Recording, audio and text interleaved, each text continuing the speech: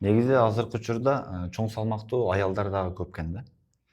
Анан ошол проект жана мен проектке аялдар дагы барса болобу, кандай негизи?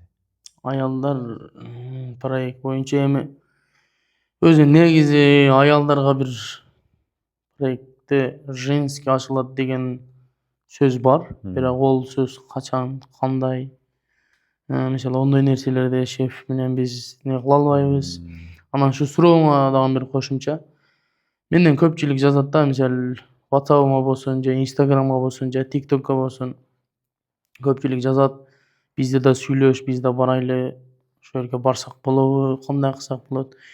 Өзү негизи биз ам эле ал менен сүйлөшүп барган эмеспиз. О кимди алат, кимди албайт, аны биз эч барыш керек. Биринчи очур менен мисалы 2 жыл ал жерде акелер, браттар барыш керек, бар деп жүрдү, барбай жүрдүк.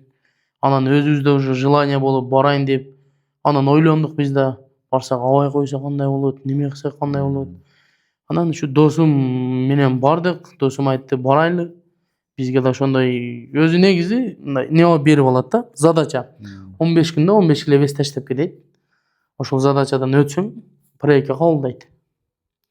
А ошодон өтпөсөң проектке кабылдабайт. Бизде ошондой планда бардык өзү. Бизде да азыр үйгө жөнөтөт кайра деген максатта бардык эле. Жок. Алхамдулилла, Алла Таала эми мен өтө кыйын акыбалда барганмын. Башында кыйналып, ошого мени кайра жөнөтпөй, Алла ыраазы болсун шефтен. Азыркы учурда сиз 3 күнгө келдиңиз бул жака. Азыркы учурда мен ошол Айдалды деген видеосу чыкты. Алла ыраазы болсун. Кыргызстан, силер мени колдоп турасыңар, менин комментариңарды окуйм бардыгын. Ушунчалык мен бунчалык поддержка, алхамдулилла, мен комментарияларды окуп, мотивация алып, адамда бир сезим башкача болот экен да.